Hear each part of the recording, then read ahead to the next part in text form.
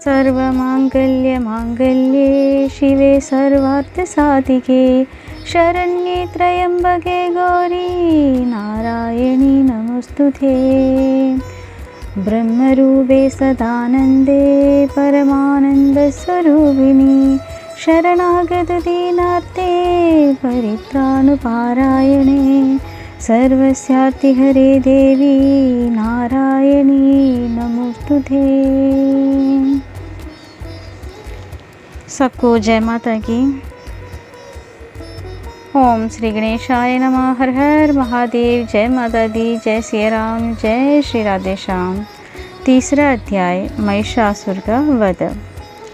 ध्यान करते हैं। महामाया जगदम्बा के श्री अंगों की कांति उदय काल के हजारों सूर्य के समान है। लाल रंग की रेशमी साड़ी पहने हैं, गले में मुंडमाल शोभित है, स्तनों पर रक्त चंदन का लोभ है, कर कमलों में जयमाला, विद्या, अभय और वर धारण किए हुए हैं। 3 नेत्र है, मुखारविंद अतीव शोभित है, मस्तक पर चंद्रमा और रत्न जड़ित मुकुट बंधा है। कमल के आसन पर बैठी देवी को मैं प्रणाम करती हूँ। ऋषि बोलते हैं, महाअसुर चिशुर सेनापति ने जब ये देखा कि सेना तो इस प्रकार मारी जा रही है, तब उसे बड़ा क्रोध उत्पन्न हो आया और वो स्वयं भी अंबिका के साथ युद्ध करने निकल पड़ा। युद्ध में जाकर उसने देवी जी पर बाणों की इस प्रकार वर्षा की जैसे मेघ सुमेरु पर्वत की चोटी पर जाकर जलधारा वर्ष रहा हो। तब देवी ने भी उसके बाण समूहों को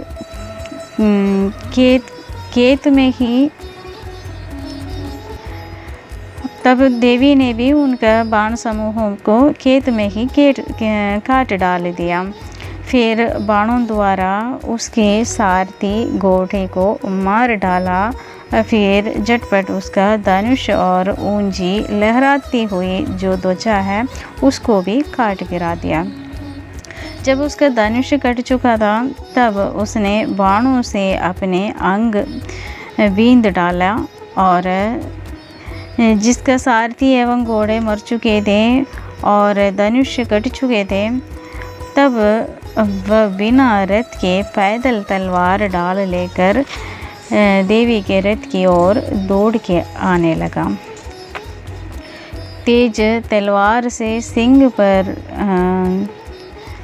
जाते ही प्रकार कर दिया। जो देवी का वाहन है उस पर उन्होंने दौड़ के आते ही वार कर लिया।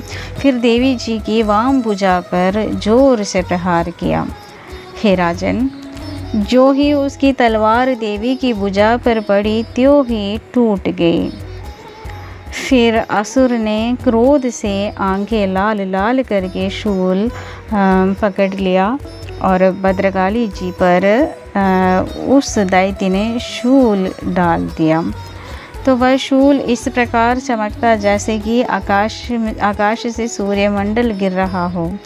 देवी जी ने भी अपनी ओर आते हुए वो शूल को देखकर उस पर अपना शूल चला दिया, जिससे वह शूल भी सैकड़ों टुकड़े हो गए।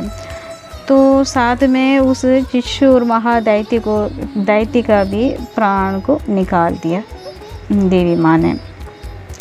जब महिषासुर का बलवान सेनापति मारा गया, तब देवशत्रु चामर हाथी पर बैठकर आ गया और आते ही उसने अंबिका देवी पर शक्ति का प्रहार किया। श्री देवी जी ने हुंकार द्वारा ही तेजहीन कर उसे जमीन पर गिरा दिया।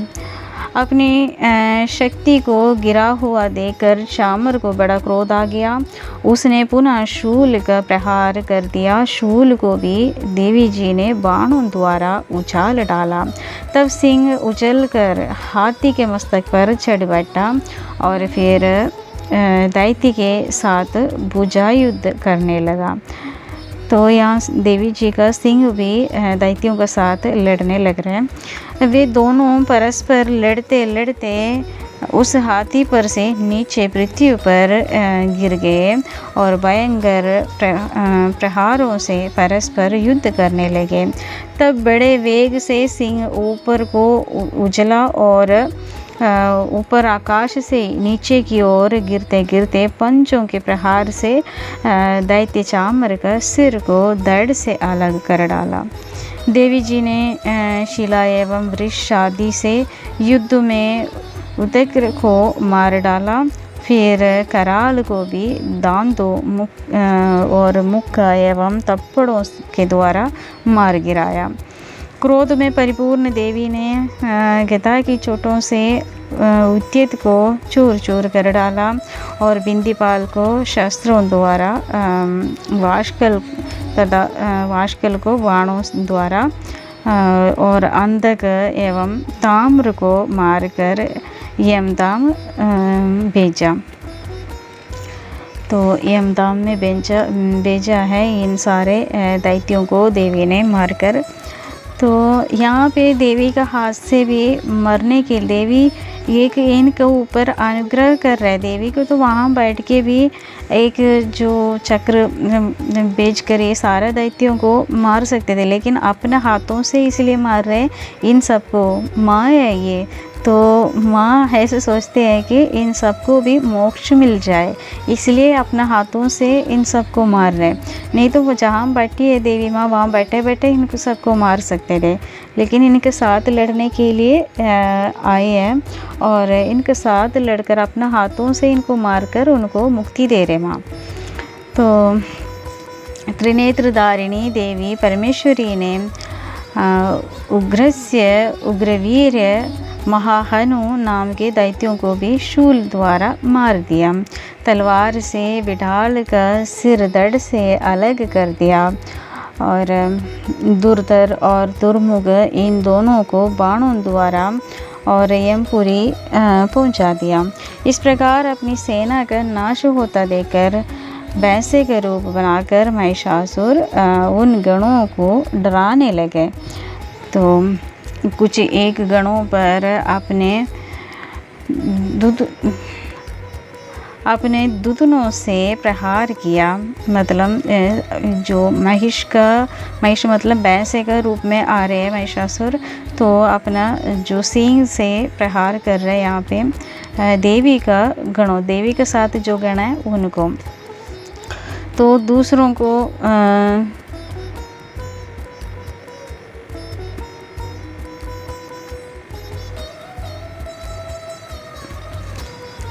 यहाँ पे महिषासुर फिर भैंसे के रूप में आते हैं। भैंसे का महिष मतलब तो भैंस है, तो उसी रूप में आकर देवी के साथ जो गण है उनको अपने दुदनों से प्रहार करते हैं और सिंहों से भी फाड़ डालते हैं। कुछ एक को वेग द्वारा, दूसरे को सिंहनाद द्वारा और घूमने से सिंहनादों द्वारा और घूमने से अन्यों को श्वास से वायु द्वारा पृथ्वी पर गिरा दिया। इस प्रकार जिस तरह जो भैंस जो ज़्यादा क्रोध में आकर जो करते हैं, जो पैरों मारते हैं, सींग मारते हैं, इस तरह और गोल गोल घूमते हैं धरती पर, इस तरह महिषासुर करने लगे। तो देवी के साथ जो गण थे वो लोग को उनको जो पृथ्वी पर गिरा देती है ऐसे करके।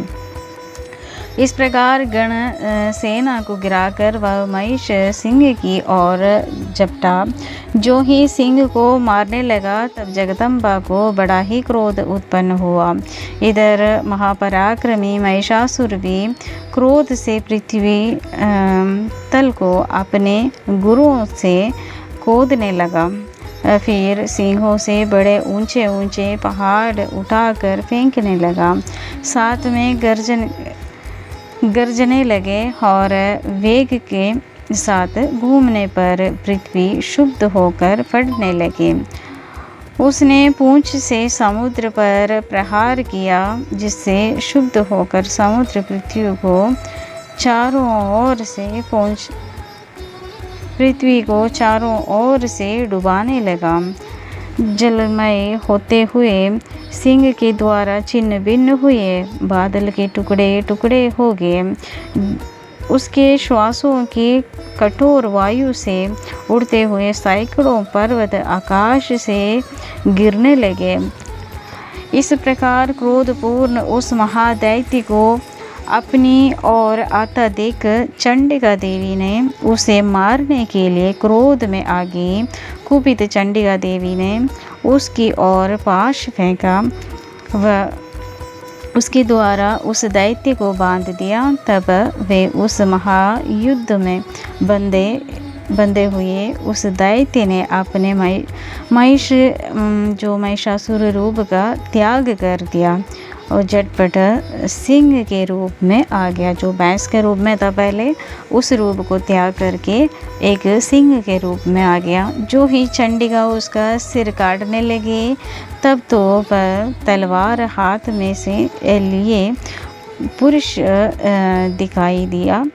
तो वो सिंह का रूप परिवर्तित करके वो हाथ में तलवार लेकर एक पुरुष बनकर खड़ा हो गया। तब शीघ्रता से तलवार डाल वाले उस पुरुष को अपने बाणों से देवी ने बींध डाला। तब वह एक बड़ा सा हाथी बनकर आ गया। तो वेश फिर से बदला, वो हाथी का रूप धारण किया। अपनी सूंड से देवी के सिंह को खींचा, फिर गर्जने लगा। उसके खींचते समय अपनी गड़ग के द्वारा देवी ने उसकी सूंड को काट दिया था। फिर वह महादैत्य भैंस के रूप में आ गया फिर से और चराचर त्रिलोकी को सताने लगा। तो जगन्माता चंडिका को क्रोध आ गया। तो माता चंडिका क्रोध में आकर फिर उत्तम मदपान करने लगे और लाल लाल नेत्र करके हंसने लगे। वह दैत्य भी बल पराक्रम के मद में उन्मत्त होकर गर्जना करने लगे और अपने सिंहों से पहाड़ उठा कर देवी की ओर फेंकने लगा। तो देवी जी ने भी अपने बाणों के समूहों से उसके फेंके हुए सारे पर्वतों को चूर चूर कर दिया। तब सुरपान के मद के कारण लाल लाल नेत्र वाली चंडिका देवी जी ने कुछ अस्त व्यस्त शब्दों में कहा कि देवी जी बोले, हे मूढ़, जब तक मैं मधुपान कर लूँ तब तक तू क्षणभर के लिए गर्ज ले। मेरे द्वारा संग्राम भूमि में तेरा वध हो जाने पर तो शीघ्र ही देवता भी गर्जने लगेंगे। माता कहते हैं कि थोड़ी देर जब तक मैं मधुपान करूं, मतलब शहद का सेवन करूं, पीऊं, इतना तुम अपना गर्जते रहो, ऐसे कहते हैं माँ। बीच बीच में मधु का सेवन करते हैं यहाँ पे, तो हनी का, शहद का सेवन करते हैं अपने शक्ति के लिए। तो ऋषि बोलते हैं, इस प्रकार कहकर देवी जी ने उछलकर उस महादैत्य पर चढ़ गए। पाँव से दबाकर दैत्य के कंठ पर त्रिशूल से वार किया। देवी के पाँव से दबे हुए उस दैत्य ने अपने मुख से बाहर निकलने का प्रयत्न दूसरे रूप में किया। अभी आधा निकल ही पा रहा था कि देवी जी ने अपने पराक्रम द्वारा उसे वहीं रोक लिया। आधा निकल कर भी उस दैत्य ने युद्ध करना नहीं छोड़ा। तब देवी जी ने अपनी तेज तलवार से उसका सिर काटकर नीचे गिरा दिया। दैत्य सेना हाहाकार करने लगे। तब उस सारी सेना का भी देवी जी ने नाश कर दिया। सभी देवता अत्यंत प्रसन्न हुए। दिव्य महर्षियों के साथ सभी देवताओं ने स्तुति की। गंधर्वराज गायन करने लगे, अप्सराएं नाचने लगी। तीसरा अध्याय समाप्त। अम्बे नारायणा देवी नारायणा लक्ष्मी नारायणा भद्रे नारायणा अम्बे नारायणा देवी नारायणा लक्ष्मी नारायणा दुर्गे नारायणा। सबको जय माता की।